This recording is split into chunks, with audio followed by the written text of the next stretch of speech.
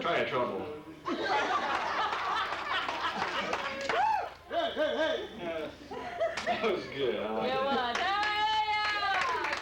The wave action going on there. Yeah, you guys did good. Yeah, you know, this is a church that's alive. That's part of that total body ministry that we talked about. You know?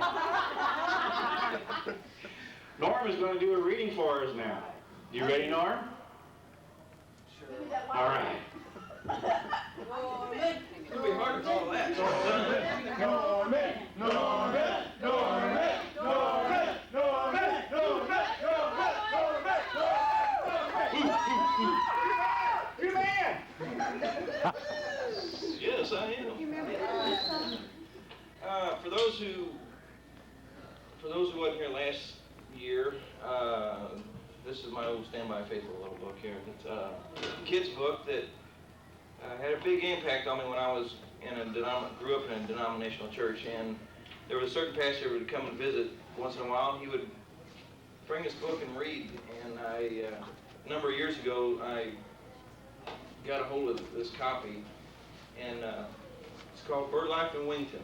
I don't know if those remember, and this will be new for some. So it's about a little town where all the animals are birds or assorted animals, and they are it's pictured as humans.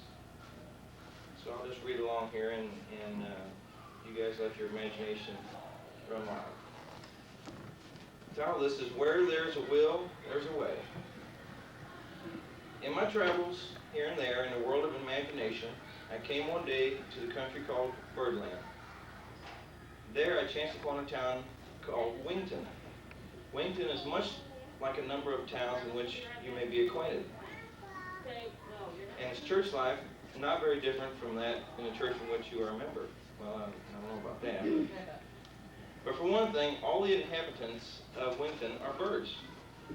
The most interesting birds they are indeed, and I'm surprised to find how many of their ideas and habits are much like our own. The birds of Wington, I am convinced, are almost human. We shall begin with Mr. Mockingbird. He is one of the very best members of the First Birderian Church of Wington. For one thing, he's the most gifted singer in the choir. Quite remarkable is the fact that he can carry one part as well as another. He can jump from low bass to high soprano and back again with almost no effort at all. He is just as willing as able to, and always on hand. So if some other member of the choir is absent because of a cold in the bill, or ruffled feathers, or sleeping late, Mr. Mockingbird smiles, hops right in, and does his best. I don't know how the First Birderian Church could get along without him. He's a good worker in other ways too. Would you believe it? He makes it his habit to spend one night each week flying from tree to tree, inviting other birds to church. Last week he chirped first at Mr. Crow's door. Mr. Crow was not in a very good humor because, well, just because Mr. Crow never is. He didn't invite his visitor to hop in and roost a while, but Mr. Mockingbird appeared not to notice the cold reception and pleasantly invited Mr. Crow to come to church anyway. Then Mr. Crow said, trying hard to look very important, "Thank you, Mr. Mockingbird, but I really can't afford to be away from my work on Sundays. I'm in the funeral business, you see, and nowadays one never knows when the phone may ring.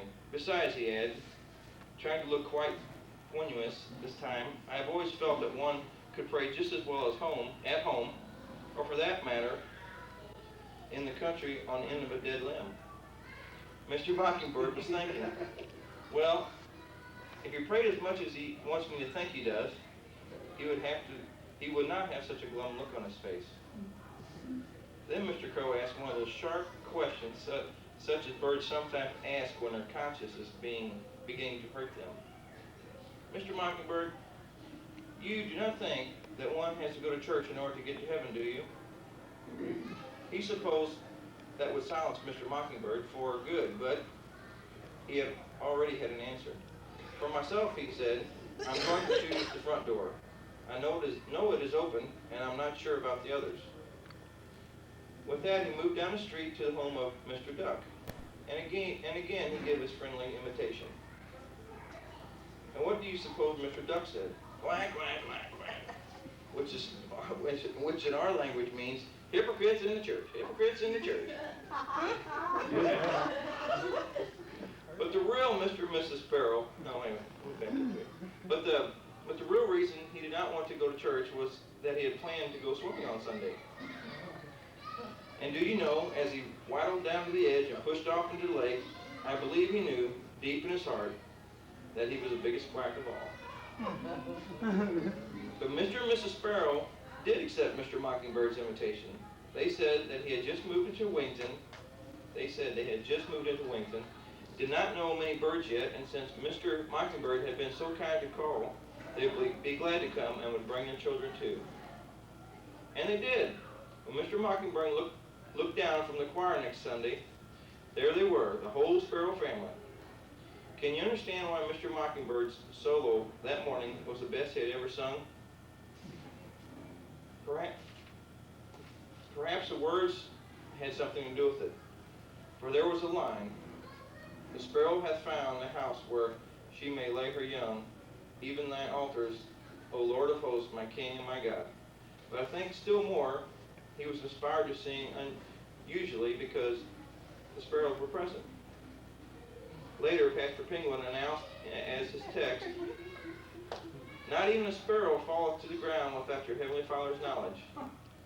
When he finished his sermon, you might have seen the heads of the sparrow visitors bowed in silent prayer of thanksgiving for their Heavenly Father's continual watchful care. After the service, as Mr. Sparrows shook hands with Mr. Mockingbird and thanked him for his solo, he said, I was glad when you said unto me, let us go into the house of the Lord. Yeah.